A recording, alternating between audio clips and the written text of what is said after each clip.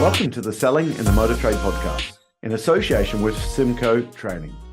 This is the weekly podcast where we share best practice, tips and ideas on how to sell more cars, improve your service department and generally put more profit into your dealership or dealer group. I'm your host, Simon Bowkett. Now, some of you probably already know me as Skippy. I would start by saying thank you for taking the time to listen to this podcast.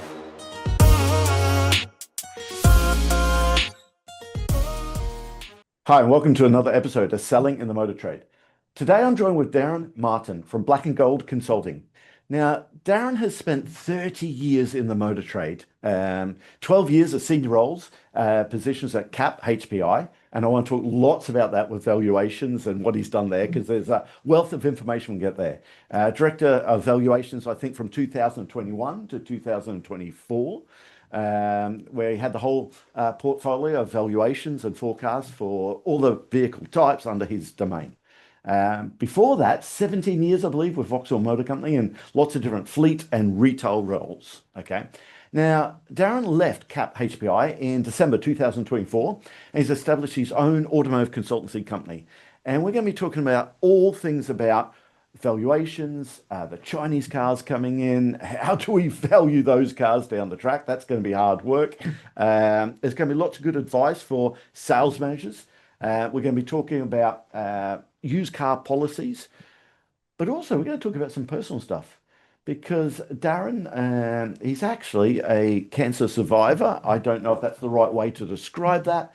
This is something that's close to my heart because regular listeners to the show will know that my wife's gone through a cancer journey and affects so many people. And it's just something that we're going to talk about to start with, actually. So, Darren, welcome to the podcast. Thank you, Simon. So, Darren, I know we're going to be talking about all those things, but do you mind sharing with me your journey about prostate cancer and how it affected you to start with? No, not at all. I think I've got a bit of a story to tell on it. It's a success story as well, but also within our industry, there's a lot of people that would be affected, and that sort of middle-aged men who Yeah. sometimes bury their head in the sand over things as well. But I went to the doctor in this was in 2019. I had a pain in my foot, and it was a real just a sort of a nagging pain, and I put up with it for about a month, 6 weeks. And then I thought, you know what, I'm going to go because it doesn't feel right. So I went to the doctor, and when I walked into the doctor's, she said, "I have to tell you, I'm a locum." And I sort of thought, this isn't a good start. I just want a Yes. doctor. I don't care. I don't go to the doctor much. I don't care whether you're a locum or what you are. I explained what the problem was, and she just said, "Oh, okay, then we'll get you a blood test. It could be gout." And I'd Googled gout, and I thought, well, it doesn't feel like gout, but I'll have a blood test and see. So I was 48 at the time, and she said, so she had a look at my foot and everything. Nothing, couldn't find anything wrong. Said, right, I'm just filling your blood test form. And I just said, while you're doing that, could I have a PSA test for prostate? And she said, why? And I said, well, I'm 48. She goes, Mm. yeah, you're too young. So I said, oh, okay. But she said, well, what's made you want to do this? I said, well, we lost my dad when he was 70. He died of cancer. We never found out what the primary cancer was. I said, I'd go to the toilet a bit more than I used to, maybe, but I'm Is obviously that getting not older. age though? Sometimes we think that, don't we? 100% is age as well. Yeah. So, and I said, I've over the years, I've had issues with going to the loo more often than not, particularly after a very heavy stag do that I went on. I don't Yes. think my body ever recovered. And that was it. But that was in my 30s. So that was a long time ago. And I said, and so I don't know, I just love a feeling. I said, I've seen the people with Man of Men badges on Sky Sports, and there's a lot Mm-hmm. of awareness about it. And she said, well, you don't need one. You're 48, you don't need one. So I nearly walked out of the door. I very, very nearly walked out of the door. But Mm. as I was sort of walking out, I just said, look, I would really like a PSA test. So she sort of huffed and filled in the form and said, okay, fine, go for a PSA test. So I went a simple blood test, went for the blood test. And so that was a bit not great from the NHS, I guess, on that side. But from Yeah. then on, once I had the blood test done, the they were on the phone to me straight away. They said, you Mm. need to come in and see us. My PSA rate level was high. So PSA rate is the sort of antigens in your prostate. And that was the first sign that I had prostate cancer. So they don't tell you based off that. You then go for MRI scans, Mm. biopsies, which I went through. This was around sort of September, October time, 2019, and then in the December, I was told I had prostate cancer. But I was told really, really well. So I went in with my wife into a room with a nurse and a doctor, and they said to me, "Do you know why you're here?" I said, "Yeah, obviously I know why I'm here. I could have prostate cancer." They said, "Right, well, we need to tell you have got prostate cancer, but we're going to fix you." Mm. And it was all said like that. And it was, to me, the not knowing was worse than Yeah. finding out, because you think you go through all of these emotions and you don't really know how bad it is. They Mm. caught it very, very early. So that Yeah, was in great. December. In the January, I had my prostate removed via robotic surgery. So they go in through your stomach, keyhole surgery, take the whole prostate out, and basically remove the problems. So no chemo, no radiotherapy. I was very lucky timing wise, because obviously COVID hit. Mm. This was 2020. Now COVID hit 2 months later. Um, if COVID had hit, I probably wouldn't have had the great service I had from the NHS at that point in time. Well, So, I can help you. The great service. Sorry to talk over you there, but my fine. wife went through the same thing, and we were right in the middle of COVID. And I got to tell you, I whinge about the NHS. Try and get a doctor's appointment for anything. It's too hard. And in the motor trade, we're too busy. I think so many people just put it off. Again, men of our age, we just think, it'll be right. I'll get over it there. But I got to say, with Emma, in COVID times. The NHS was absolutely brilliant when she was diagnosed from start to finish. She was on that train, and that's the speed they work and how quickly they dealt with Emma. And it sounds like the same thing for you. Yeah, They were absolutely brilliant there. But I'll go they back were. to why is it not mandatory testing now of prostate? There's a lot going on at the moment around the mandatory testing, because 1 in 8 men will get prostate cancer in Wow, their is life. that the number? One in That's the eight. number. Yeah, 1 in 8 men, and a lot of those will be later in their life. Hmm. It's a very slow growing cancer. People will die with it rather than of it if they get it in their sort of 80s. You don't get treated for it, particularly then if you're in your 80s Mm. or that type of age. But obviously, I was 48. I do know people that have died of it younger than me. Mm. People in their 40s. It can happen. Um, the reason there isn't mandatory testing is because the PSA test can give you a high reading, and it doesn't mean you've got prostate cancer, and it Mm. can give you a low reading, it doesn't mean you haven't.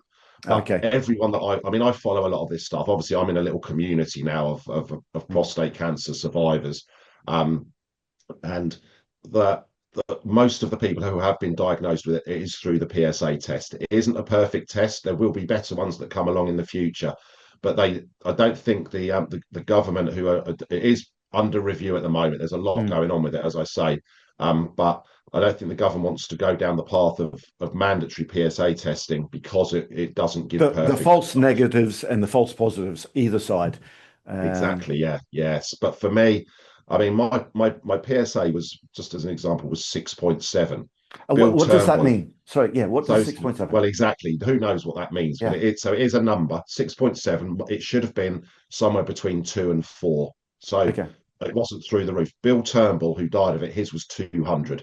So Okay. just to tell you the sort of the scale of, so people Right. that I've spoken to have been higher than me, and then you get various sort of Gleason readings within it. So without going into all the detail, but mine wasn't through the roof. But when they did the biopsy and the ultrasound and that type of thing, they found that it was contained within the prostate, but once it's out of the prostate, that's when you're Mm. in trouble, because then it's Yeah. starting to spread throughout Spread your throughout body. the.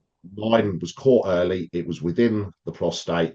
Take the prostate out, take the problem away. I get tested for 5 years, or I got tested for Yep. 5 years afterwards, but I was clear. So now I'm fine. So Thank if you goodness. catch it early, get rid of it. And my message would be, don't wait for symptoms. Go to the doctor, tell them that you want a PSA test. They might refuse.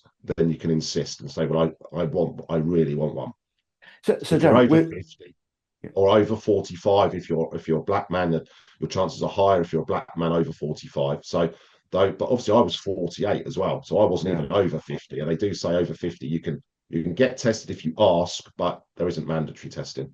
Yeah, I was going to ask. There's lots of sales managers dialed into this podcast because they're thinking, "Great, I'm going to speak to the guru from CAP. Okay, I want to talk about valuations. I'm 24. Yeah, I wanted to ask, what age should you really be talking about? So, is that the age 45 if you're a black man, 50? Is that the age that's recommended? Or well, the NHS is yeah, not talking about recommending that age at all. That's you just go and ask for it and yeah, insist yeah. you get it done. 100% insist. If you feel, and they say, if you feel something like, and mine was just an inkling. So the issue with my foot, it went away. It was Mm. nothing. It wasn't gout. It was No nothing. gout. It, Okay. no, no, it was nothing. It just went away. So that was bizarre. So it was all a lot of fate involved in that for me. So, and No there other are countries. symptoms. Darren, you said you're like going to the toilet more and stuff like that, but that was age. You normally think there's Yeah, nothing that a big stag weekend that you never recovered from yeah, fully, but nothing else. yeah. No, I would, and people have reached out to me. So I've done a fair bit of awareness of this. A lot of people have done a lot more. A lot of people stand up and Mm. talk at conferences about it. I'm happy to do that, but I've done a lot of awareness on LinkedIn. I've done a video with James Baggett at Car Dealer Live on it, and people have gone and got tested off the back of what I've said. And I've had people reach out to me and say, "You saved my life just because of your post. I went and got checked." So don't put it off. Go and do it. And literally, someone said, "I've saved your life." I was welling up when he was telling me, you Yeah. saved my life." Because all I did was post something on LinkedIn. I didn't save his life, but it's Yeah, a but journey that you have to go through. yeah, but he's seen it. He did something, and it's Yeah, yeah, it touches so many people's lives, and 1 in 8. yeah. I didn't realize that number. It is that's a big number. I know it's huge, and it's quite a shock when you see that. So when you're sat in the pub with 7 of your mates and you look around, then you kind of think that's when it kind of brings it home. So I've told them they're all right because I was the one, but obviously it doesn't. I love that. You've got to have some humor with this too, haven't you? Because Yeah, it just yeah. affects so many people's lives. Listen, thank you for sharing that. And again, Mr. That's a Sales pleasure. Manager, dialed in to listen to that. I promise you, we're going to talk about valuations now. Yeah. Okay, Darren, let's go back. You spent what, 12 years at CAP? Um, one of the now for people who listen to this podcast in Australia, the US, CAP is probably one of the leading providers of valuation and forecasts in the UK. Mainly UK. Anywhere else, Darren? I think it's just UK, isn't it? Yeah, it's just Yeah. UK that yeah we did. There were plans when I was there to take it to other countries, but yeah, it's purely UK. Yeah. Okay, so Red Book, Kelly, Blue Book, other guides around different parts of the world there. Okay, so I want to ask you, what's the secret ingredient? Can you give us a view behind what's going on behind the curtain at CAP, where you come up with these magical prices? Yes, it's an interesting one because Cap is I mean it's the market leader. I obviously left there 18 months ago now, a bit less than that. I was there for 12 years, and it's a really interesting methodology because it uses people. There's a lot of people involved in the process. There's unless they've changed dramatically since I left. They don't use AI. They don't really use much machine learning. They receive data from auctions, from remarketing companies, sold car data, Mhm. and you have a team of people that's viewing that data and coming up with where the values need to move from. That's on the sort of current evaluations, and then they have a team that sets forecasts, which when a new car is brought into market, they'll go and view the car. They'll learn all about the car. They'll learn all about the sales plans for that car. And there's lots of ways you can screw up your residual values as an Mm. OEM by selling too many cars to the wrong channels. But the team at CAP and when I was there heading that up would um, look at all of the metrics around that car and then produce a forecast of what they believe that car is going to be worth in a year's time, 3 years' time, 5 years' time. Um, it's quite difficult to do that if it's a brand new car, completely Mm. different. Um, and once you start to get cars appearing in the used car market, the forecasting becomes a lot easier because you've got a starting point for it. So once the cars are introduced, so you think about the Chinese brands now, Oh, it's a brand new car coming in. How do you value that car? How do you decide how much that's going to be worth in 3 years' time? And this is so important to the industry because it's where the finance houses mm. set their forecasts from. They might not use them 100%, but they'll use them as a guide. It's where the Yeah. leasing companies sell. It's where PCPs come from, PCH, all of these different methods. So it's vitally important. Yeah. So you're not using AI, machine learning, anything like that. Well, 18 months ago, they weren't doing it. It's still pretty much a manual based, having lots of conversations, looking at all the data there and finding out what's happening. Not just auctions. Okay. It's not purely PCA. It's, you are looking at remarketing companies as well and what's actually happening. Okay. Yeah, so it's trade based, and I can Mm, talk later about what I do now, which is more retail based. But mm, yeah, when I was there, I was it was trade, it's trade data, and it's auctions. It makes up a big chunk of it, but they'll also get late plate because the auctions aren't necessarily very big in the late plate world. yeah. So the newest Yep. cars, so they'll get data from manufacturers, data from leasing companies, data from rental companies.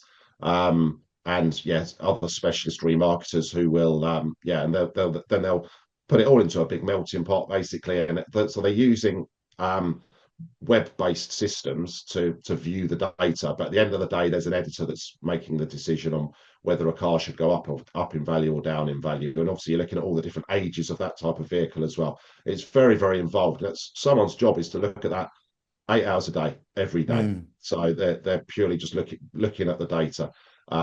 And the forecast side, yeah, that's a bit more involved in looking at the actual attributes of the vehicle and deciding whether a JQ7 is equivalent to a Kia Sportage and Mm. that type of thing, and how they value versus each other in the future. Yeah, it's interesting the amount of brands coming in, the Chinese brands. I want to talk lots about that down the track and EVs because we still have some dealers. I interviewed one the last time we were in the studio, and a used car dealer said, I'm not going to touch EVs yet." I'm like, "Man, you're going to have to at some point there." So I want to talk lots about that, but I want to go back to know a little bit more about you, Darren, because you've been so open talking about prostate cancer there. But where did you start in the motor trade? I believe you're at Vauxhall for a while. Did you start at Vauxhall or were you a retail car dealer? What was your background into the motor trade? No, I started at Vauxhall. Well, I worked. I went to uni, and I then went to Australia for a year. Came back from travelling, thought I need to get a job in the local paper. So I live 15 miles from Luton. There was a job in the local paper in customer care at Vauxhall. So I literally started off in customer care at Vauxhall with a headset on, answering customer complaints. Yeah.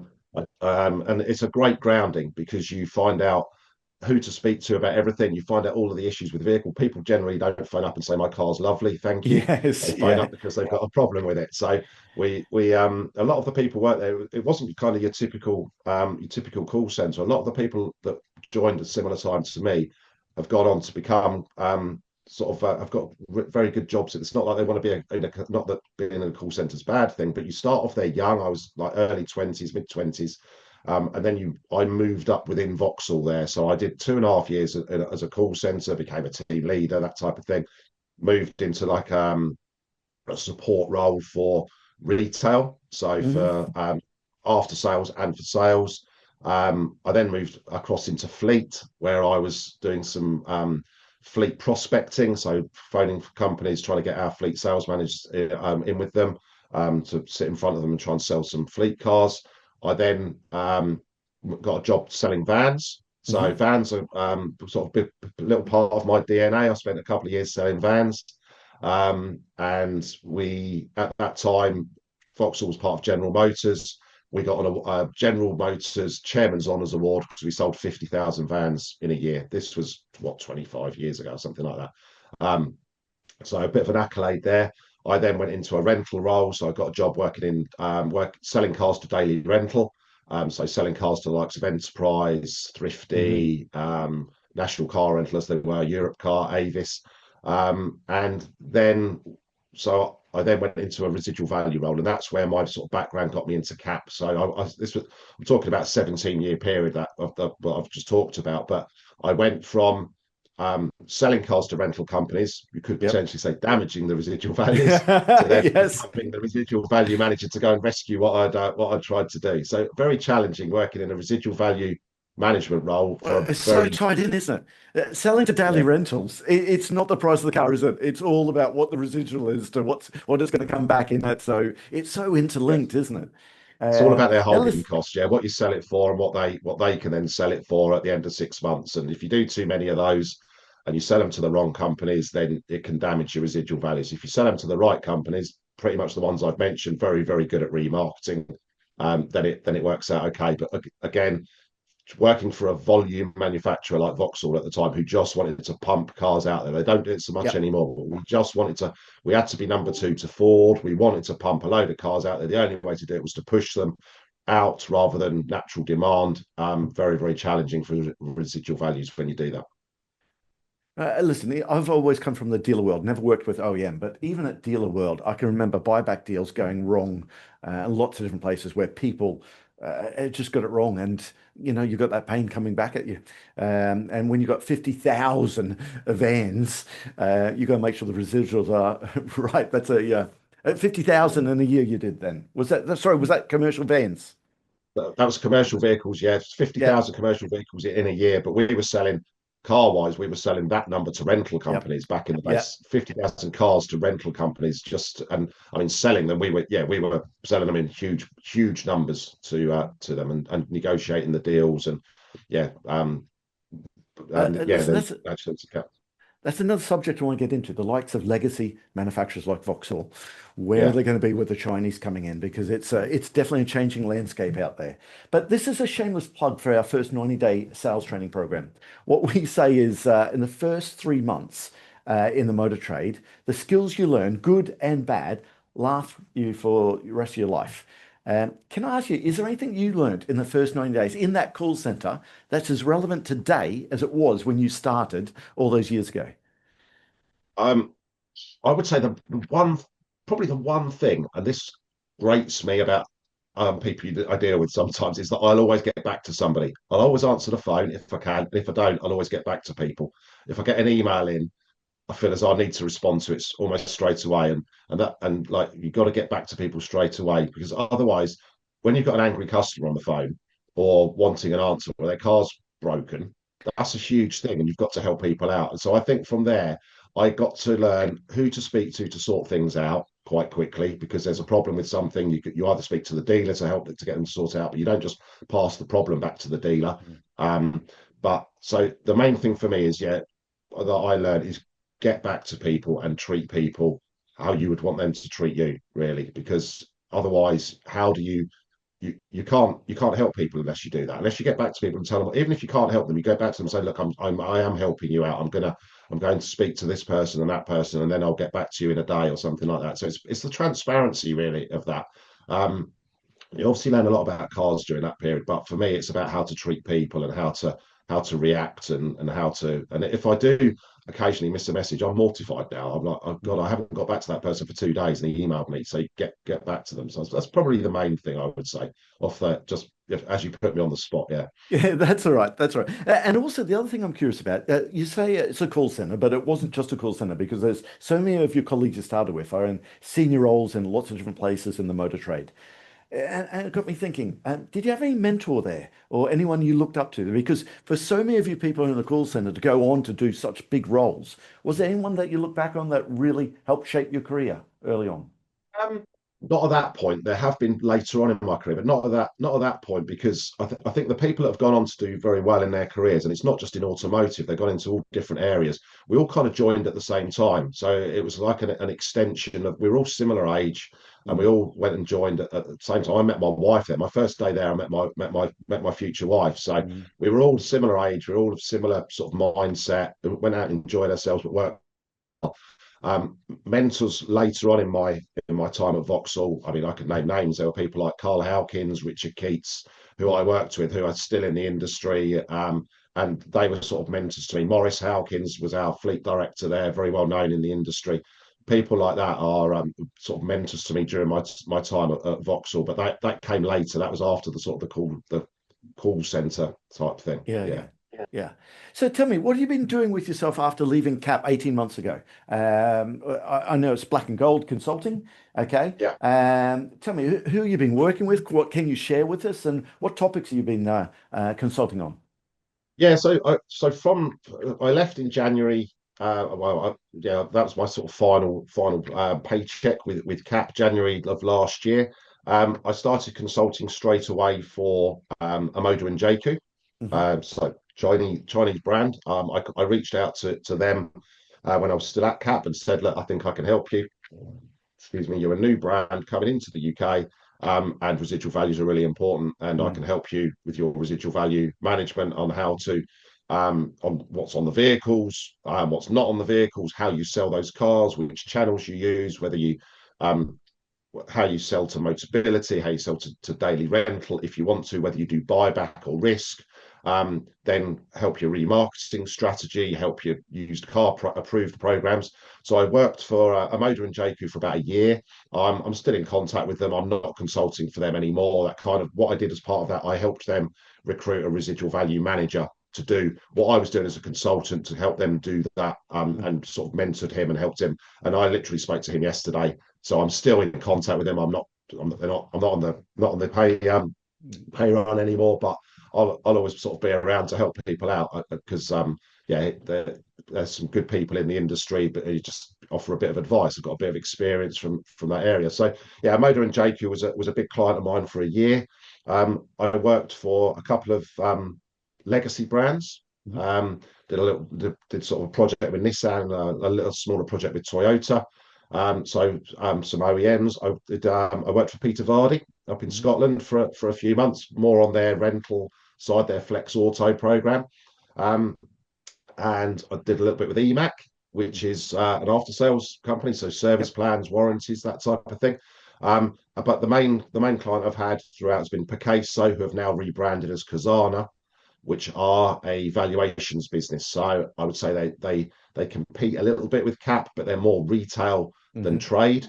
I I've helped them from sort of February 2025, and I'm ramping that up now. So I'm getting more and more involved with Kazana, with the products they've got, and they produce tools that help OEMs. There's a bit of crossover between clients that I consult for. I know a lot of people in the industry as well from my time at CAP, so I can kind of put people in contact with people. And a lot of people ring me and say, we're looking for someone in this area. Do you know someone? I go, yeah, I can either help you recruit someone or I can help you speak to a company that will get you data in that area, that type of thing. So I'm kind of, I suppose, in two areas of the valuation side of it and the residual value management side of it are my key areas. But also because I know a lot of people, I can put people in contact with people.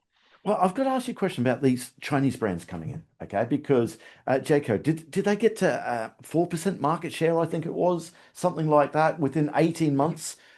Yeah. Incredible compared to some of the legacy manufacturers, some of the Japanese brands out there, the Hondas of the world, okay, would be loving that sort of market share in 18 months there. What's your opinion of these Chinese brands coming in? And I gotta say, it's how do they protect their residual values? Because they're flooding the market. They're almost from the outside looking in. Are they buying the business?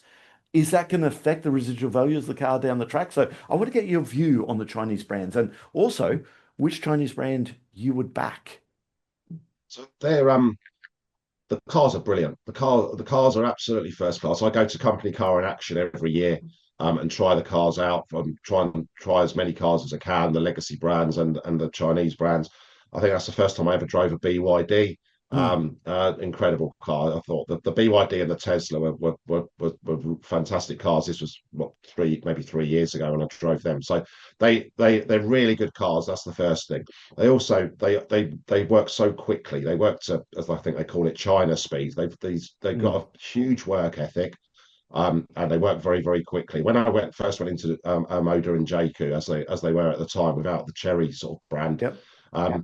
they talked me through their plans, and they said we're going to be bringing the Cherry brand in, either towards the end of this year, but probably next year. So So this was in were they February. going to bring all six of their brands? They have six brands, don't they, under their umbrella? Is that right? Yeah, they're bringing in Lepas. They've got Amoda, JQ, Cherry. I think that's it at the moment, but Okay. there are more Okay. coming. And Lepas has only just been joined, has only just started. But they were talking to me about Cherry, and they said this is going to come further down the line. This was in February. By May, they'd said to me, right, we need to get the Cherry cars in CAP next month. Can you speak to CAP to help us how to do that? So they brought it forward. Usually, I was used to Yeah. doing stuff at Vauxhall where it would get kicked down the road a couple of years or a few months or that type of Yep. thing. And it happens with most of the legacy brands. When I was at CAP, they'd say we're launching this vehicle, but it's going to be in 18 months' time or 2 years' time. These cars were coming because they're already around, aren't they? They're already in Yeah. China, they're already in Australia, they're already in South Africa. So they brought the new brand in, Cherry, and yeah, and they've gone from zero to huge numbers straight away. So they they are they've made a massive game change in the UK. They've hit the UK just at the right time because back in the day when I first bought my first car, before I was in the motor industry, I said to my dad, "What car shall I get?" He said, "Get a Vauxhall or a Ford. You can't go wrong with them. There's garages just down the road. Well, those two, Get what did they have? Sort of 40, 50% market share between them both? yeah, Something like that. crazy, yeah, Yeah. yeah." So, but people now that they're not so brand loyal. So I bought a Mm. Vauxhall. I always had a Vauxhall. My dad always had a Vauxhall, or he might occasionally flip to a Ford, but that was what he would buy. Nowadays, you can, and the cars are great. You don't have these issues back in the day when we used to take the mickey out of Skodas Yeah. and Yeah. Dacia and things like that. The These cars larder. are larder, yeah, exactly, Yeah. yeah. The cars are great. So I've driven the BYDs, I've driven obviously all the Omoda and JQ Cherry products. They are great cars. That's the first thing. The tech is incredible, and that's what the youngsters look for. A lot of people look for now. If anything, it's a little bit complicated. I guess you get in Yeah. there as a bloke, you get in and The go, only thing I didn't, sorry, I'm cutting you off again. The only thing I didn't yeah, like, come, adjusting the mirrors on the JQ, you had to actually go into the screen. I thought, please give me a button for at least the mirrors. yeah. That's the I only, made the yeah. I made a classic mistake of getting into their head offices in Chiswick. So I got the train down, got in the car at Chiswick to drive home to have a car for the weekend. And I'm a bloke, I know how to drive, so I just started driving off and was like, "Whoa, I'm in the middle of London now, and I don't know how this thing works." So you have to take a bit of time to work out this. It's got a couple of screens, and Yeah. yeah, it's all touch screen, so you have Yep. to you have to get used to that type of thing. So, Yeah. but yeah, they're brilliant cars. That's the first thing I'll say. Um, they're not buying the business. They're doing No? it in the right. No, Ah, I okay. mean there are there's some good deals out there. I've seen some of the deals that The PCP deals. I was just looking the PCP deals like that, 299 down, 299 a month or whatever. There's a lot yeah, of car for that. But of course, to it get to is. 299 down, 299 a month, there's a residual value on that someone's is Yeah, there a nervousness in 3 or 4 years down the track? There's going to be a whole lot of people on a retail PCP saying, you know what, take the car back, Jaku. Um, there's without a shadow of a doubt, there's a risk on that because these companies have grown so quickly, and what they need to make sure they do is that they can't just concentrate on new cars. They need to concentrate on the yeah, every new car becomes a used car. What happens when that used car comes back into the market? And I've been into a Chinese brand dealership and talking to them about their new car offerings and whatever. This was as part of my consultancy, and I said, "What about used cars?" They said, "Oh no, no, we don't sell any used cars." Because people come in. So this was a big dealership with probably 6 or 7 different brands. They had Ford, they had a Motor and JQ, they had MG.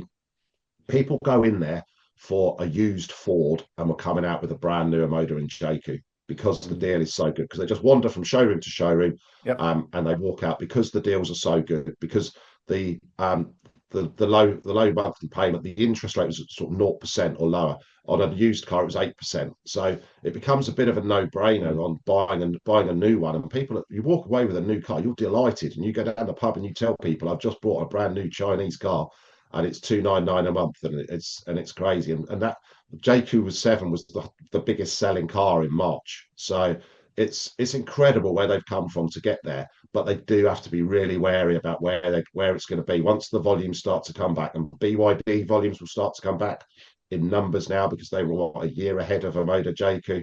The Omoda and JQs, I think 2027 onwards, a lot of those cars are going to come back into the market.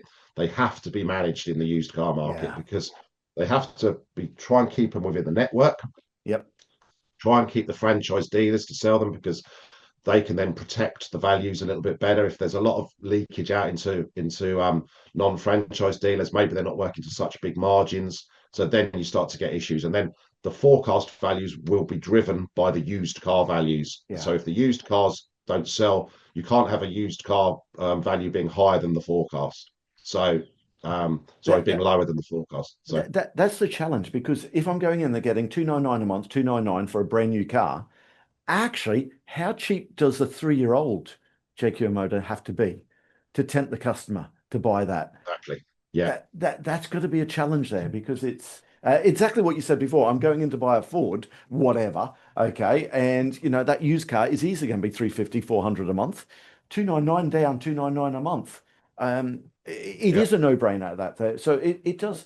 I do worry about that. In There's terms. things that I've sort of looked at, and you look at things like a used cash guy, Mhm. 24 grand, a brand new Motor 5, 25 grand. Yeah. Even without the monthly payment side of it, you just look at that, and then where does that, as you say, if that's the new price, so the Cherry Tiggo 4 is going to come in at 19,995. So that's a cheap car. Where is the 3-year-old value of that? Yep. And then if you are going to go and buy the 3-year-old value of that, where does that put all of the legacy brands as a 3-year-old car? Because you can't have a Chinese car that's worth 3 or 4 grand less than a than a Mocha or something like that, because you won't buy the Mocha. So Yep. does it affect the whole Has to. ecosystem? It's going to be a fascinating few years once these Chinese brands used cars come back in more volumes, and that's without doing a sales pitch. That's kind of what I help them with as well, is how they manage that, and how they, because you have to manage that at the new car side of it. You have to manage it from day Mm. one, because if you go and sell a load of cars To daily rental into to. daily rental, in 6 months' time they're back as used cars. Yep. So you Yep. have to manage that. It's a quick, easy thing for an OEM to do, I imagine. Never worked for an OEM, but listen, you need the volume. That's a quick, easy way to go and get it. But it is going to affect the residual value, isn't it? It It has can do, to. yeah, definitely, yeah. If and the more rental companies you deal with, then if they all come back in 6 months' time, and then they're all fighting each other in the used space, that drives down values, because it's the nature of competition. If you put a load of cars to rental companies, that are all the same color, all the same spec, they all come back into the market. It's supply and demand in the Mm. market. So if you've got too many of one thing, then the values drop. There's lots of things like that. There's also, it's not just daily rental. It's like, so Motability. A Mm. lot of cars come back early. Motability, 3-year business, but a lot of cars, people sadly pass away, Mhm. and or their car isn't suitable for them. You could register a car to Motability today. It could come back into the used car market tomorrow because it's not suitable for that person. They've not done their homework on it. So it's not just that; it's early terminations as well that you have Mm. to look at. There's Good point. Yeah. leasing companies will have early terms, Motability will have early terms. So Mm. yeah, it's a it's a thin balance, really, getting that market share up, getting that volume in, but managing the returns and thinking about residual values. It's so important, and it's more important in the UK than anywhere, because we're such a big sort of fleet area, and the PCPs and Mm. monthly payments are so important. In China, it's not the same. So Yeah, PCP driven so market important. is what the UK and Ireland is. It's PCP is Yeah, is how we do things. Where again, the American market, it's all leasing. So again, people listen to this in other markets. There, personal contract purchase or plan is it's really it sounds like a lease from American people listening to this. But of course, the customer has three options at the end. They can return the car, they can retain it, or they can renew it. And yeah, that's where we were talking before for my friends around the world there, that there's a danger that the customers just hand all the cars back at the end. Of course, a dealer and the OEM, the manufacturer, no one really wants that to happen.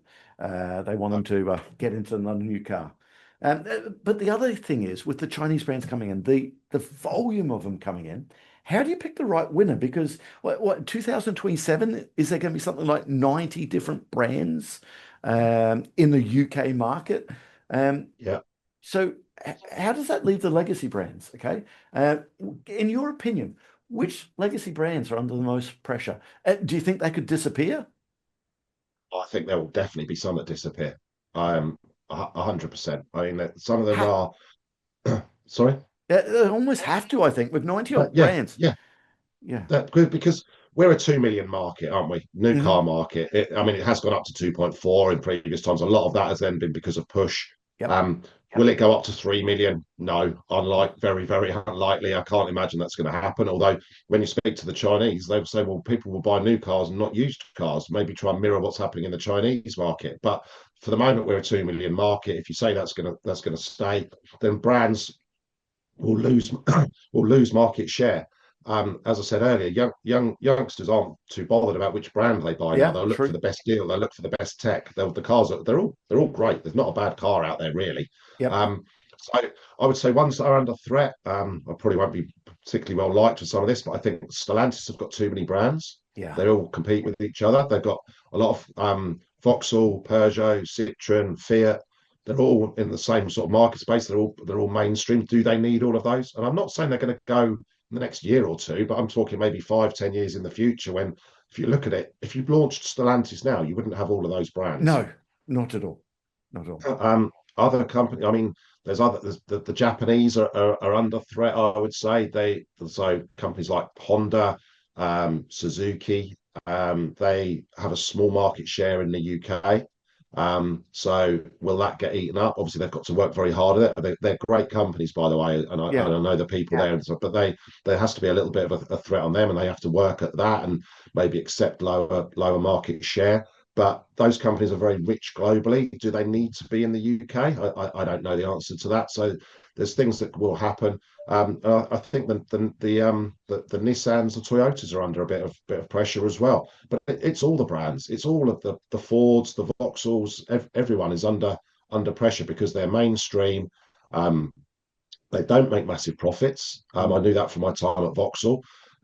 So it's not like they can afford to just drop their prices. But the Chinese, they are cheaper cars, but they're also, from my time at Omoda and JQ, they're fighting to keep the prices high. They don't want to go for, so they can sell the Tiggo 4 for cheaper, but they want to go, they want it to be 19,995. They don't particularly want to make 17,995 because that can affect the market and affects their profitability. Everyone's in it to make money still. So I agree with that until another Chinese brand comes in and those go at 17,995. And then the next one comes in and where does that end? And yeah, can you go back talking about the Chinese market? Because I don't know that market at all. But you were saying before, let's do it like the Chinese, as in they don't have a used car market. They just sell new cars. But clearly they haven't got any leasing or residual value issues if they do that. What happens to the used Chinese vehicle? Is it scrapped? I think a lot of them get passed on through families, so you'll just pass it on.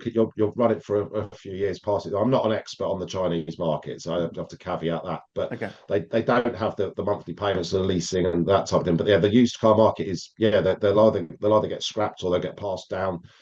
They don't really have such a big area. But again, the things are changing in China, and there's too many brands in China, and they're kind of looking at amalgamating things there, and there could be purchases and that type of thing. But yeah, generally it's the cars get passed on through to generations. So you give it to your son and blah blah blah, and they'll drive that car, rather than having it for 3 years and then selling it as a used car. So it's not so important over there. So it's very different to over here. Again, I had someone else on the podcast talking about the Chinese market. And the other thing you got to look at is what percentage is owned by the Chinese government. Okay, what's the Chinese government looking to do? Because they know they have too many. They need to consolidate to 5 main brands. So whoever has the most volume will win. So that is why some of these places are buying the business. So I use that phrase again. And you said, no, they're not buying the business. But it definitely would feel that way when you have a look at them compared to some of the legacy brands. When I say they're not buying the business, I guess they're not overexposed in daily rental, not yet anyway. So they're not doing too many Motability, because you can do too many Motability as well. So Motability market share, 7 or 8 years ago, was 9% of the UK market. It's now 20% of the UK market. So if you do too many in Motability, it can affect your residual values as well. So it's a fine balance. And my time at Omoda and JQ and looking at what BYD do, because they're the two that are, I mean, MG are more established, but they're not doing too many in daily rental. And that was one of my concerns, that if that's what your policy is, that is going to hurt you. So they're not buying the business by going and giving the cars away in those sort of areas. But there are obviously some very good deals, and there are also some very good deals for the fleets as well. And EVs, we'll talk about EVs, but EVs, because to hit the ZEV mandate, they're going to have to offer some good deals on those as well. So companies like like EV specialist leasing companies, they'll get some good deals to try and push the EV brands up. That just leaves me to say that all details of this episode and other episodes on the selling in the motor trade can be found on our website, symcotraining.co.uk. Go there to get a copy of our book, Words That Sell Cars. Go there to sign up to a free trial of our Sales Fitness online sales training program. Easiest way to get hold of me is Simon Bowkett through LinkedIn. Thank you.